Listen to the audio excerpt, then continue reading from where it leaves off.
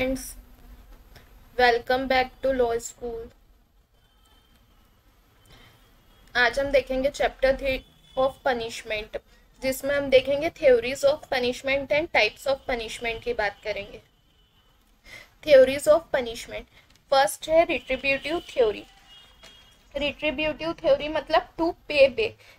जैसे कि आपने कुछ करा है तो उसको आपको पे करना पड़ेगा। आपने कोई जुर्म करा है, कोई अपराध करा है, तो उसके लिए आपको पे बैक करना पड़ेगा। ये पहले के टाइम पर ये थ्योरी की बहुत मान्यता थी कि पहले के टाइम पे इस थ्योरी को बहुत माना जाता था। मैं इसे आई टू आई भी कहते हैं। जैसे कि ये रिवेंज की भी एक टाइप में से कहा जाएगा, रिवेंज की थ्योरी भी कहा जाएगा। क्यों? क्योंकि जैसे कि किसी ने आपके यहाँ चोरी कर दी तो पहले क्या करते थे, उसके हाथ काट दिए जाते थे। तो ये क्या रिट्रीब्यूटिव थ्योरी, ये किसी के मतलब किसी पर्सन को मोरल जस्टिस दिलाना कि वह उसको उसके यहाँ चोरी हुई तो जिस अपराधी ने वो अपराध करा है तो उसके हाथ काट दिए, तो अगली बार वह गुनाह करने से, वो अपराध करने से क्या करेगा, डरेगा। तो ये रिट्रीब्यूटिव थ्योरी पहले के जमाने में बहुत पॉपुलर थी, लेकिन धीरे धीरे धीरे इसका जैसे लॉ बनते गए कि इन चीज़ों पे ये लॉ होना चाहिए, ये होना चाहिए, धीरे धीरे इसकी वैल्यू कम होती गई। तो पहले इसे बहुत मान्यता दी जाती थी। ये रिवेंज के बेस पर बेस्ड है, इसके बेस पर बेस्ड है, रिवेंज के बेस पर। और पर्सन को मोरल जस्टिस दिलाने की बात करती कि उसके साथ गलत हुआ है तो उसे जस्टिस दिलाया जाए, उसकी मोरली जस्टिस दिलाने की बात करती है रिट्रीब्यूटिव थ्योरी। फिर सेकंड है रिफॉर्मेटिव थ्योरी। ये थ्योरीज क्यों दी गई है पनिशमेंट में? इन थ्योरीज के हिसाब से हमको बताया गया है कि आईपीसी में ये पनिशमेंट है, और पहले इस थ्योरी पर बेस पनिशमेंट होती थी। मतलब कुछ डरा कर, धमका कर, या किसी को सुधार के कैसे पनिशमेंट, सुधार के उसे अच्छा रास्ता दिखा के कि वह वापस से उस अपराध को ना करे, ऐसी चीजों के लिए ये थ्योरियां बताई गई है। ठीक है। सेकंड है रिफॉर्मेटिव थ्योरी। ये कहती है to hate the crime not criminal. क्या कहती है? To hate the crime not the criminal. Crime को हेड करो, लेकिन क्रिमिनल से आप हेट मत करो। क्राइम से, उसने जो क्राइम करा उससे जरूर हेट करो, लेकिन उस पर्सन से आप नफरत न करो। रिफॉर्मेटिव थ्योरी मतलब सुधार लाती है अपराधी के मन में या उसके बिहेव में सुधार लाना, ऐसी पनिशमेंट देना कि वो सुधर सके और वापस से सोसाइटी में आकर वापस से वह वैसी अपनी अच्छी लाइफ जी सके। तो पर्सन को ये रिफॉर्म करती। आईपीसी किस पे बेस्ड है? आईपीसी रिफॉर्मेटिव थ्योरी पर ही बेस्ड है, जो पर्सन को सुधरने का मौका देती। इंडिया में इसी पर विश्वास किया जाता है, रिफॉर्मेटिव थ्योरी पर, कि उस पर्सन में कैसे सुधार लाया जाए, कि उसे इतनी पनिशमेंट दी जाए कि वो बाकी की जो उसकी लाइफ है उसमें वह कुछ दूसरे काम कर सके, उस चीज को जो उन्हें पास में करा है उसकी पनिशमेंट तो उसे मिल जाए, लेकिन वह आगे अपनी लाइफ जी सके। रिफॉर्मेटिव थ्योरी इसी की बात करती है। थर्ड है डिटरेंट थ्योरी। डिटरेंट थ्योरी मतलब एब्सटेन करना, किसी पर्सन को इसी तरीके से डरा देना, डिटर कर देना कि वह आगे क्राइम ही ना करे, उसके मन में इतना डर बिठा देना कि वह आगे क्राइम ही नहीं करे। इतना हेल्पलेस बना देती है थ्योरी पर्सन को। इसका मेन ऑब्जेक्ट क्या है? स्टॉपिंग फ्यूचर क्राइम, फ्यूचर में होने वाले क्राइम को रोक देना। इसकी मेन चीज यही है कि यह पर्सन को रोक देती है, फ्यूचर में होने वाले जो क्राइम है उसे रोकना, कि अपराधी के मन में वो कहीं ना कहीं ऐसा डर बिठा देना पनिशमेंट के थ्रू कि वह आगे कभी अपराध ना करे। डिटरेंट थ्योरी वही होती। Preventive theory, preventive theory theory of disablement भी कहते हैं। मतलब यहाँ पर आपको दूसरा चांस नहीं मिलता, आपको डिसेबल कर देती है। आपने कोई क्राइम करा तो उस क्राइम की आपको पनिशमेंट मिलेगी, और वो पनिशमेंट आपको डिसेबल कर देगी कि आप फ्यूचर में कभी कोई क्राइम ना कर पाओ। जैसे या तो आपको डेथ पेनल्टी मिल जाए या लाइफ इम्प्रिजनमेंट मिल जाए, यह चीज हो जाती है। ठीक है। ये होती है प्रिवेंटिव थ्योरी। एक्सपाइटरी थ्योरी और कंपनसेटरी थ्योरी, या कंपनसेटरी थ्योरी आ जाती है कि एक्सपाइटरी थ्योरी मतलब कंपनसेट, किसी ने कोई करा है तो उसको फाइन के थ्रू या किसी और थ्रू एक्सपायर करना, एक्सपाइटरी थ्योरी कहलाती है। टाइप्स ऑफ पनिशमेंट, कितने टाइप्स की पनिशमेंट दी गई है आईपीसी में? 5 टाइप्स ऑफ पनिशमेंट दी गई है आईपीसी में। Death punishment, imprisonment for life, imprisonment जो रिग्रेस भी हो सकता है और सिंपल भी हो सकता है। हम आगे पढ़ते डिटेल में कि क्या होता है। फॉरफीचर ऑफ प्रॉपर्टी, और फिफ्थ है फाइन। ये 5 टाइप्स ऑफ पनिशमेंट दी गई है आईपीसी में। फर्स्ट है डेथ सेंटेंस। डेथ सेंटेंस कब दी जाएगी? डेथ सेंटेंस दी जाती है रेयरेस्ट ऑफ रेयर केस में, जब क्राइम रेयर से रेयर है, ऐसा कोई क्राइम जो बहुत रेयर हुआ है कि जो बहुत खतरनाक अपराध है, उसी में दी जाती है डेथ सेंटेंस। सीआरपीसी 354 क्लॉज 5 क्या बताता है कि डेथ सेंटेंस कैसे दी जाए? तो डेथ सेंटेंस दी जाती है hanging by the neck till the death. ये सेक्शन सीआरपीसी 354 क्लॉज 5 में बताया गया है। ये कुछ सेक्शंस है आईपीसी के जो डेथ सेंटेंस की या कैपिटल पनिशमेंट की बात करते हैं। जैसे 195 है जो 2005 में एड हुआ, 303 जो अनकॉन्स्टिट्यूशनल डिक्लेयर हो गया है। ये कुछ सेक्शन 2013 में ऐड हुए हैं, कुछ 18 में ऐड हुए हैं अमेंडमेंट के थ्रू। तो ये सारी लिस्ट है। अब हम केस लॉ देख लेते हैं डेथ पनिशमेंट के। फर्स्ट है बहुत फेमस केस लॉ है मिट्ठू versus state of Punjab. Her law student को पता होना चाहिए ये वाला केस लॉ, क्योंकि हर लॉ एग्जाम हुई, कोई सी भी लॉ एग्जाम में ये वाला बहुत इंपॉर्टेंट। और ये सेक्शन 303 को वॉइड और अनकॉन्स्टिट्यूशनल डिक्लेयर करता है, इसलिए हर किसी को पता होता है। मिट्ठू वर्सेस स्टेट ऑफ पंजाब जो कि 1983 का केस है। इसमें 303 को क्या कहा था? Void and unconstitutional. क्यों कहा गया इसमें वॉइड एंड अनकॉन्स्टिट्यूशनल? क्योंकि इसमें मैंडेटरी डेथ सेंटेंस थी for murder committed by person under sentence of life imprisonment.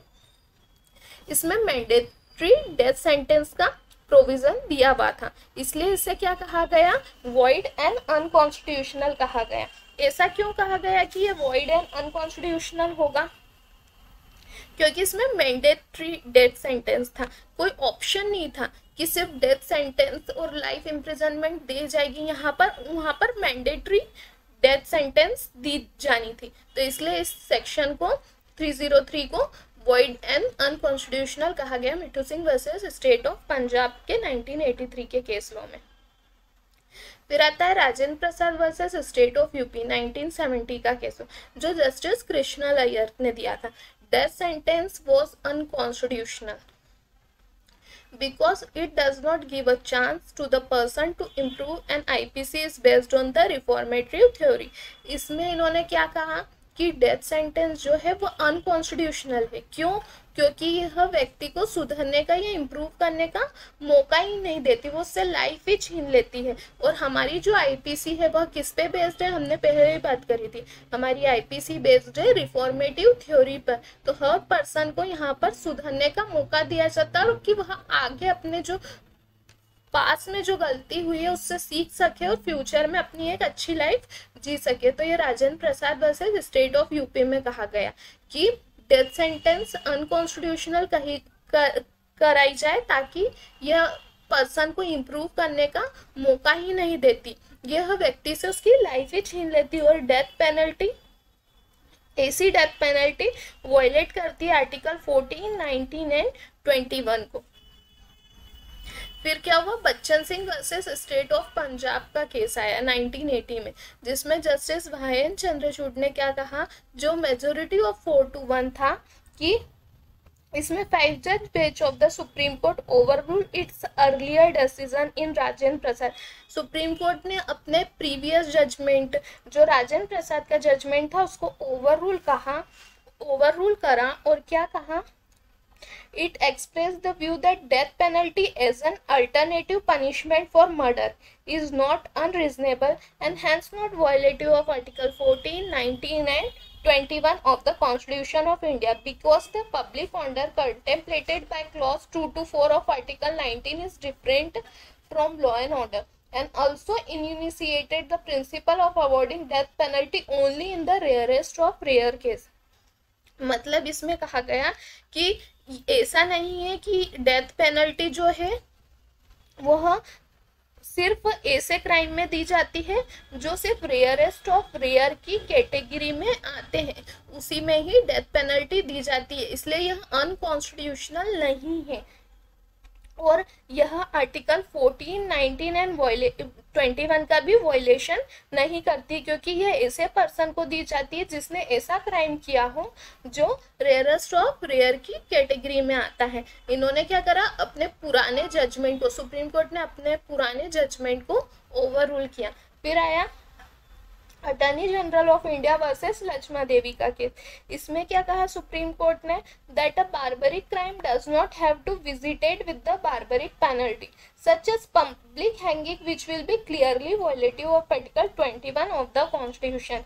Hanging is given in the jail premises. इस केस में क्या हुआ था, एक ऑफेंडर को पूरी जितने भी लोग थे वहां पर उसको फांसी चौक पर दी गई, और ये क्या कहा गया है कि इससे आर्टिकल 21 का वॉयलेशन होता है। भले से उसने कितना भी बार्बरिक क्राइम करा हो, कितना भी ऐसा अपराध किया हो जिसकी भले से माफी न हो, पर डेथ पेनल्टी 4 दीवारी में ही दी जाएगी, वह जेल प्रीमाइसेस में ही दी जाएगी, क्योंकि अगर उसे हम जेल प्रीमाइसेस में नहीं देते तो वह उसके आर्टिकल 21 का वॉयलेशन होगा। तो इसमें क्या दिया गया, hanging is given in the jail premises, ये मैंडेटरी है। फिर आया Shatrughan Chauhan versus union of India का जजमेंट, जो कि 2014 का है। इसमें क्या कहा गया कि डेथ सेंटेंस के एग्जीक्यूशन में अगर कुछ देरी हो रही है और वो देरी अनावश्यक है तो उसे इम्प्रिजनमेंट फॉर लाइफ में बदल दिया जाएगा। जैसे कि कोई आपने किसी को डेथ सेंटेंस सुना दी और फिर उसमें आप लेट पे लेट किया जा रहे हो और वो अनरीजनेबल है, कोई रिजनेबली नहीं है उसमें, तो ऐसे में क्या किया जाएगा, उसे आप इम्प्रिजनमेंट फॉर लाइफ में बदल सकते हैं उस पनिशमेंट को। ठीक है, अब डेथ सेंटेंस जनरल रूल है या एक्सेप्शन, कई बार ओटी में ये क्वेश्चन पूछा गया है। तो डेथ सेंटेंस जनरल रूल नहीं है, क्योंकि जनरल रूल होता तो वही वो हो जाता वॉयलेटिव, वॉइड और अनकॉन्स्टिट्यूशनल डिक्लेयर कर दिया उसे 303 में हमने। तो यह क्या है, एक्सेप्शन है, जनरल रूल नहीं है। अब डेथ सेंटेंस किन किन लोगों की प्रेजेंस में दी जाती है, तो इन 3 लोगों की प्रेजेंस में डेथ सेंटेंस दी जाती है, जेल सुपरिटेंडेंट, डिस्ट्रिक्ट जज और डॉक्टर, इन तीनों की प्रेजेंस में डेथ सेंटेंस दी जाएगी। अब हम बात कर लेते हैं इम्प्रिजनमेंट फॉर लाइफ की। तो इम्प्रिजनमेंट फॉर लाइफ क्या था, 1955 में अलाइव की पनिशमेंट सीआरपीसी में इंक्लूड की गई। इसके पहले क्या था, ट्रांसपोर्टेशन या एक्साइज। तो Gopal Vinayak Godse versus state of Maharashtra 1961 में क्या लाइन दी गई कि duration of imprisonment for life कितनी मानी जाएगी, कोई ऐसा काउंट नहीं की जाएगी, रिमेनिंग होल नेचुरल लाइफ माना जाएगा। इम्प्रिजनमेंट फॉर लाइफ का मीनिंग ही यह है कि duration of imprisonment for life क्या है, रिमेनिंग होल नेचुरल लाइफ। ठीक है, अब इम्प्रिजनमेंट, एक सिंपल इम्प्रिजनमेंट भी दे सकते हैं और रिग्रेस इम्प्रिजनमेंट भी दे सकते हैं, और कई बार ऐसी भी पनिशमेंट हो सकती है कि उसे कुछ टाइम के लिए सिंपल और कुछ टाइम के लिए रिग्रेस इम्प्रिजनमेंट भी दी जा सकती है। तो सिंपल इम्प्रिजनमेंट क्या होती है, जो विदाउट लेबर होती है, जिसमें उस पर्सन से लेबर नहीं कराया जाता इम्प्रिजनमेंट के साथ साथ। और रिग्रेस इम्प्रिजनमेंट क्या होती है, जिसमें उसके कारावास के साथ साथ लेबर भी कराया जाए, इम्प्रिजनमेंट के साथ साथ उसे लेबर भी कराया जाए, वो हो गई रिग्रेस इम्प्रिजनमेंट। और कई बार केसेस ऐसे रहते हैं जैसे उसे 3 साल की सजा, तो उसे ये भी कह सकते हैं कि आपको 2 साल की रिग्रेस इम्प्रिजनमेंट है और 1 साल की सिंपल इम्प्रिजनमेंट दी जा सकती है, कई बार ऐसा भी हो सकता है। ठीक है,